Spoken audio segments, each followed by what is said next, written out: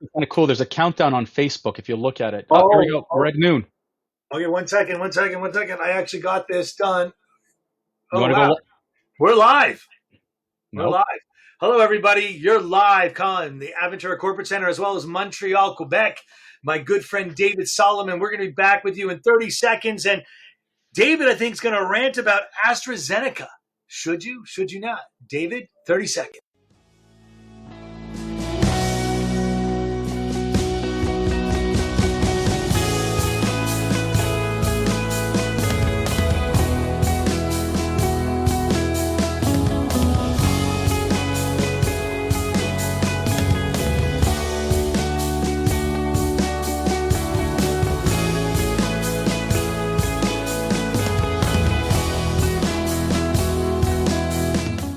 I don't hear. Oh, here we go.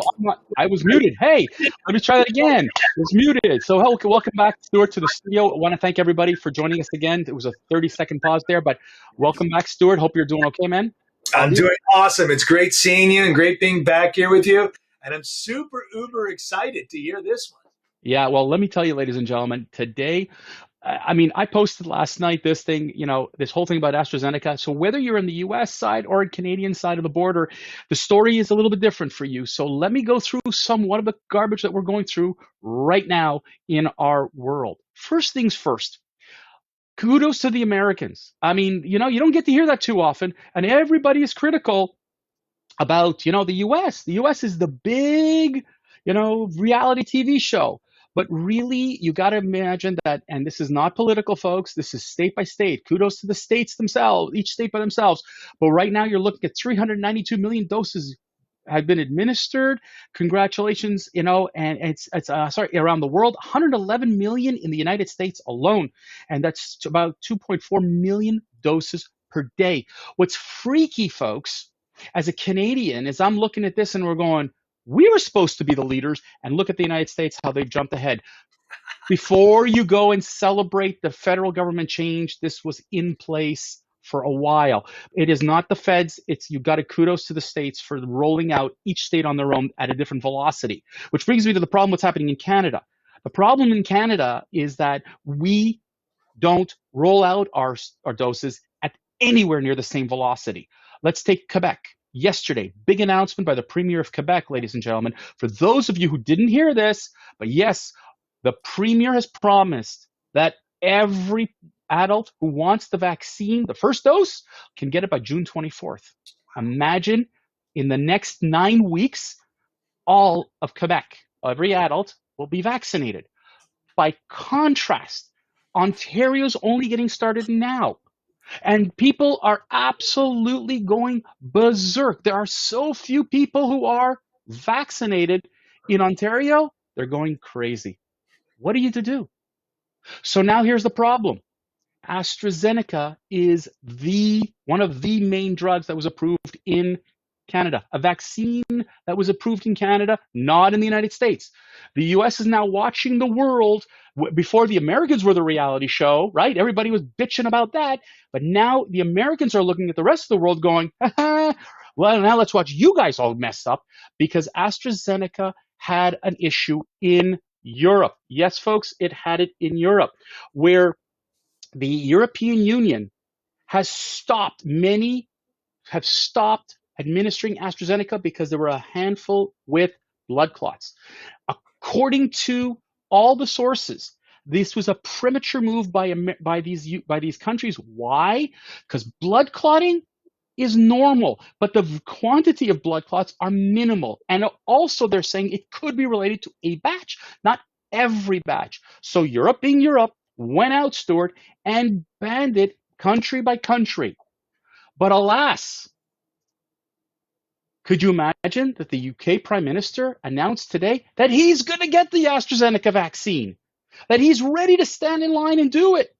And he's basically showing a finger to all of Europe saying, I'm not scared. I'm going to take it. Now, here's the thing. Theresa Tam, who's our czar, if you will, the health czar in Canada, our Fauci, if you will, she stood up and says that there is no evidence to suggest that COVID-19 causes adverse effects, that this whole thing about blood clots is non-issue, and you know something? We're good to go. We're good to go. Canadians, go out and get vaccinated. We're good to go. But wait a second. Wait a second. People aren't believing this because in Europe, we're canceling it. Even though our NACI, which is our National Health Institute, has said, no, no, no, it's good. AstraZeneca's fine. People are walking on it. Could you imagine, Stuart, that there were Quebecers who went in line? They finally got their appointment. They get to the front of the line. They're being told they're given AstraZeneca, and they said, no, give me something else. They're told, no, you can't, and they leave. And now they're complaining that they only will return if they get Pfizer or somebody else, but not AstraZeneca. Guess what? The United States is watching this as the world is divided. And I'm sitting here going, holy mackerel. As a Canadian, here we go again. Media confusion, media hysteria, overreaction or underreaction by countries. Stuart, I'm passing it to you, my friend. What do we do? I've been listening quietly, and I got to tell you that there's a lot of things about this AstraZeneca that give pause, right?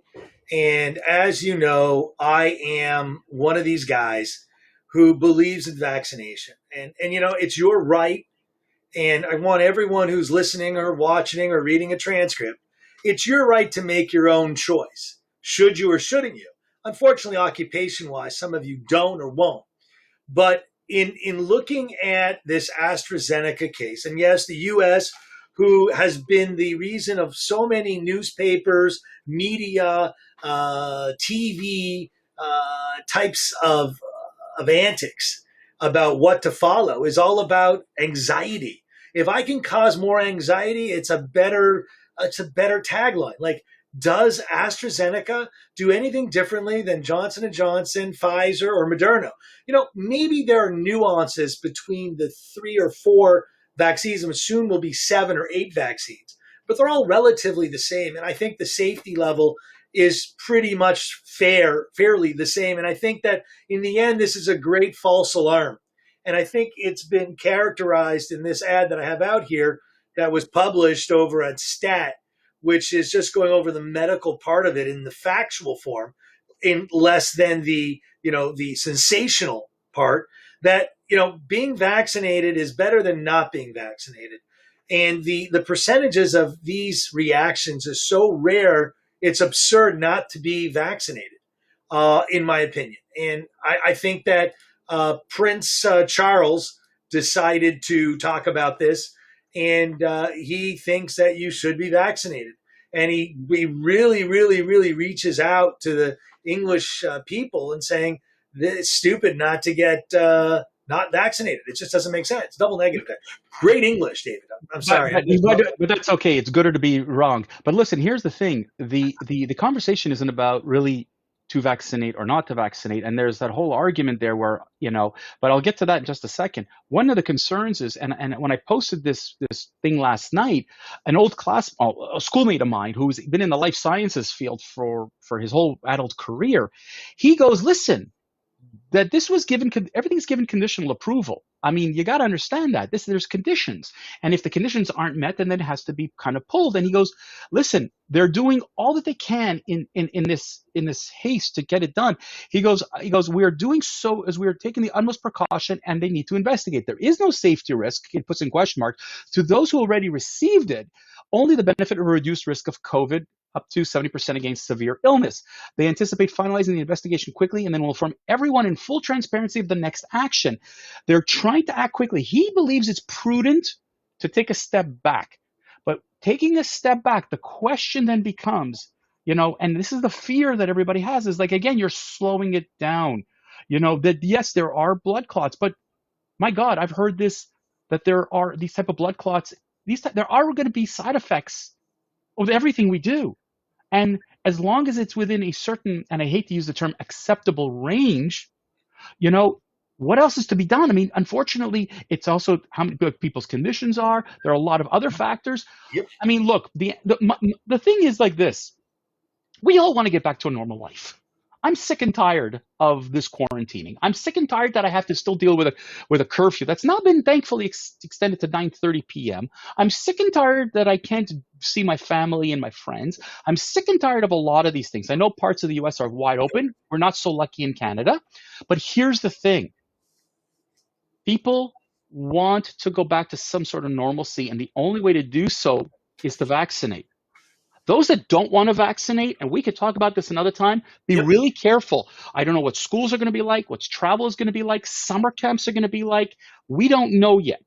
But I'll tell you, from what everything we've heard from all the doctors and the GPs and the disease specialists that I know, they're all singing the same song.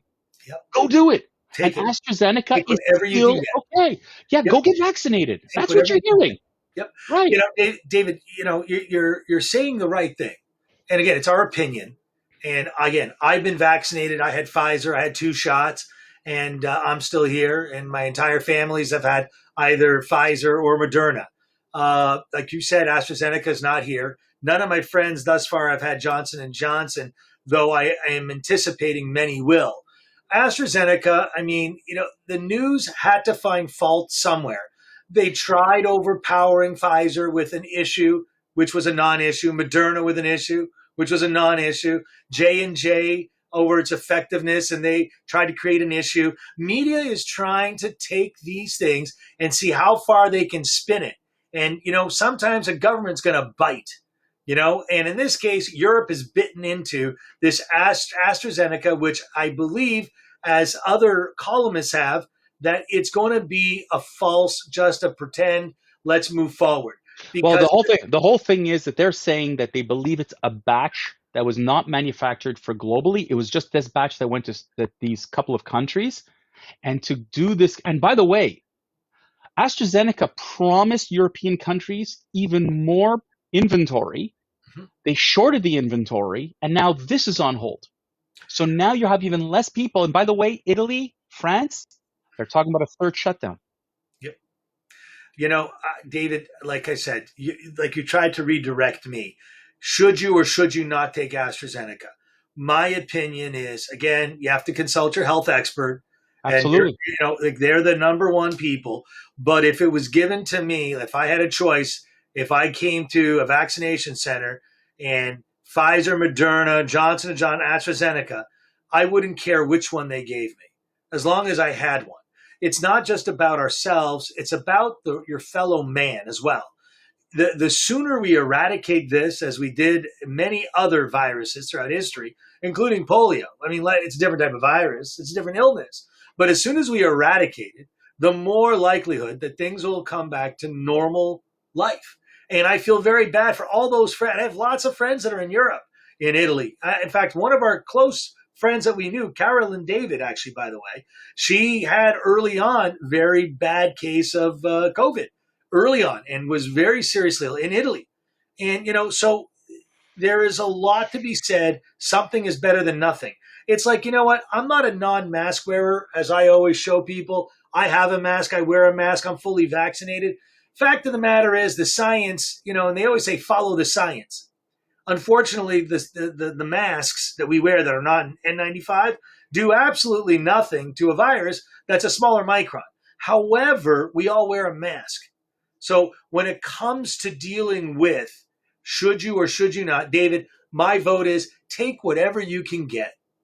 Listen, I got to tell you, I agree with you. And here's where I'll take it even a step further. We're seeing now little country Israel that went out and vaccinated a high percentage of its population. I think it's now over 50% have had 2 doses. They're going to be the first, probably one of the first to be fully vaccinated as a country. You're starting to see already a massive decrease in hospitalizations, a massive decrease in deaths, a massive decrease across the board of cases. The cases in a population of 9 million has now gone into a couple of hundred, which used to be at 5,000. Well, David, actually, I want to give you some real stats. I took them from USA Today. Cases reported today as of March 17th, the 7-day average is down to 55,684. And the amount of deaths on the 7-day average, This is where? again, This is is where? 1,130. Is where? Which countries are you talking about? This is the U.S. You have that Okay. U.S. decimal. The US. So what's happening with vaccinations? And by the way, it's still got to be coupled with, everybody's talking about don't wear masks and whatever. Yep. Masks minimize, don't eliminate. Washing hands, very important. I can't tell you, I got Purell everywhere like it's crazy. And as we're wrapping up the show, folks, we're not here to judge. We're talking about, we've done our research, we've looked at this, we've looked at what's going on. What I understand is that governments look at the entire report. And if they find that they're going to give conditional approval, it's based on the entire report. The media is only going to take 5 lines out of a document that is massive. We are underinformed, and with media, the sensationalism is causing greater unnecessary confusion. So if my government today, as much as I can't stand a lot of the crap that they're doing, and I'm furious with the Ontario government for its slow rollout, proud of the Quebec government for its fast rollout, and its insistence on being vaccinated by June 24th, and looking at the US and saying, thumbs up, baby, way to go, we need to listen. We're heading in the right direction. So our opinion is whatever your doctor says to do, do. With that, ladies and gentlemen, we're going to wrap it up here today. We're back on Friday, noon Eastern. Check out facebook.com, the Rant Network page for our upcoming subject. We love to hear from your topic. The reason we spoke about this today is thanks to my friends and people that I don't even know who contacted us via the rant at the rantnetwork.com and posted on my Facebook wall what we should be talking about, let alone personal text messages. And we are really, really going to dive into the subjects that matter to you. Send it to us, folks. We'd love to hear from you. Stuart, you got the last word, bro. Last word is, David, you did a great job. I think it was awesome. Missed you. But we'll see you again on Friday Have a to good day. all Rant World